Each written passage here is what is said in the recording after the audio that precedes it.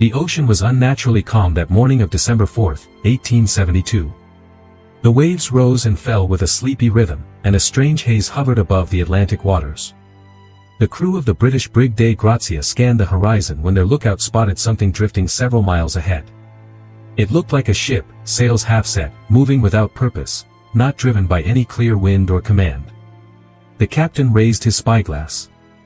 The vessel appeared to be in good condition, no signs of fire or battle, yet eerily quiet. No figures on deck, no signal flags, no movement. The closer they came, the more unsettling it felt. The ship seemed alive, but dead at the same time, as if it were sailing itself. The Dei Grazia's captain ordered his men to approach carefully. As they drew alongside, the name on the bow became clear, Mary Celeste. A month earlier, this very ship had departed New York, bound for Genoa, Italy, carrying Captain Benjamin Briggs, his wife Sarah, their 2-year-old daughter Sophia, and a crew of 7 skilled sailors. They had vanished into the endless blue, never to send a distress call, never to be seen again. The boarding party climbed onto the silent deck. Everything was still. The sails flapped loosely, and the rigging creaked like faint whispers from another world. There were no bodies, no blood, no struggle, only absence. The lifeboat was gone, one of the ship's pumps had been dismantled, and about 3 feet of water sloshed in the hold. But that alone couldn't have doomed a ship like this. Below deck, the officers searched the cabins. The captain's quarters looked almost peaceful. A sewing machine sat beside a half-stitched garment. A child's toy lay on the bed. The crew's belongings were untouched, their pipes, journals, and clothes neatly arranged. Food supplies were abundant, and the ship's cargo, 1,701 barrels of industrial alcohol, was still sealed below deck. The logbook told the story up to 10 days before discovery. The final entry described calm weather and a steady course near the Azores Islands. There was no sign of danger, no sign of panic. So why had everyone vanished? When the Mary Celeste was brought into port, the story spread like wildfire.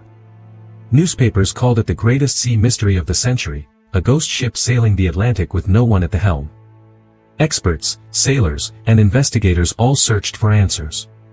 But each clue only made the mystery deeper. Some said pirates had attacked, but if that were true, why was the cargo untouched?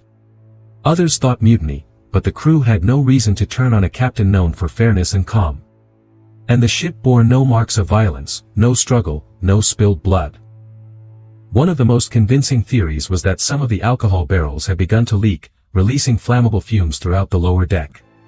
If the captain suspected an explosion, he may have ordered everyone into the lifeboat temporarily, tethered by a rope to the ship, waiting for the fumes to clear. But if the rope broke, they would have watched helplessly as the ship drifted away, leaving them stranded in a tiny boat in the vast Atlantic. Imagine their faces as the sails filled with wind and the Mary Celeste began to glide forward without them, their only home at sea slipping silently out of reach. The ocean around them endless, their voices lost to the wind. No one ever saw that lifeboat again. Other sailors swore the ship was cursed. Even before she became the Mary Celeste, when she was first built in Nova Scotia and called the Amazon, she had suffered one strange misfortune after another, collisions, groundings, mysterious accidents. Some believed a dark fate clung to her wood and sails from the very beginning. After the salvage hearing, the ship was repaired and returned to service. But her name carried a shadow. Crews claimed to hear footsteps at night, doors closing on their own, and voices whispering below deck when the sea was calm. Superstitious sailors refused to board her. Some even said she brought death to those who tried to profit from her misfortune.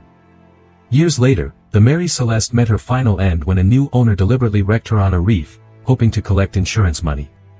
But even then, the story refused to die.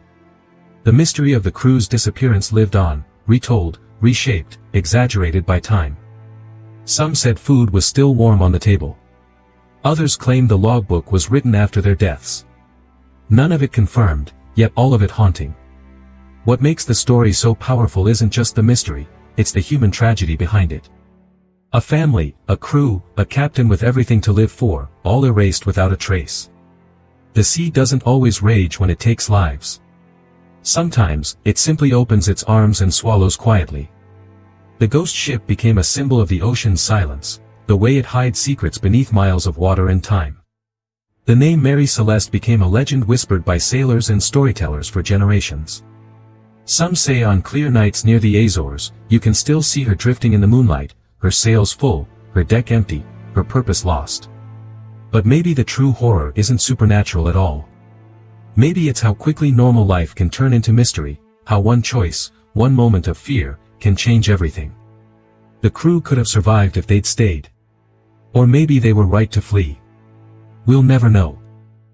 Every recovered shipwreck tells a story, but this one, the Mary Celeste, tells none.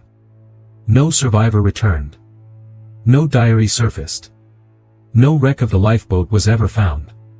It's as if the Atlantic simply erased them, leaving only a drifting memory behind. And yet, people can't stop wondering. What did they see? What did they hear that night? Was it a sudden burst of fumes? A roar of wind? A panic in the dark? Did they think they were coming back to the ship when they lowered that boat, or did they know they were saying goodbye? Over 150 years later, technology has advanced, but no one has been able to prove a single theory beyond doubt. The sea guards its truths too well. The deeper we search, the quieter it gets. When you think about the Mary Celeste, remember this, it's not just a ghost story. It's a mirror of our fear of the unknown, that moment when safety becomes uncertainty, when silence becomes danger. Maybe the ship wasn't cursed. Maybe the people aboard weren't lost to magic or monsters. Maybe they were just human, facing a split-second choice between life and death, between staying or leaving. And maybe, like many before and after them, they chose wrong. Even now, historians argue, sailors speculate, and storytellers keep the legend alive. But the ocean doesn't care for explanations. It only keeps what it takes. So the next time you look out over the sea, imagine that lonely vessel, her sails white against the endless blue, her will turning in the wind, her decks echoing with invisible footsteps. A ship without crew, carrying the unanswered questions of history across the waves. That's the story of the Mary Celeste, the ghost ship that sailed itself across the Atlantic, carrying no one but the silence of its own mystery. Tell me, what do you believe really happened aboard that ship? Explosion? Panic? Or something far beyond human understanding? Share your theory in the comments below. I'll feature the most chilling one in our next episode. And remember, in the deep, the ocean always keeps its secrets.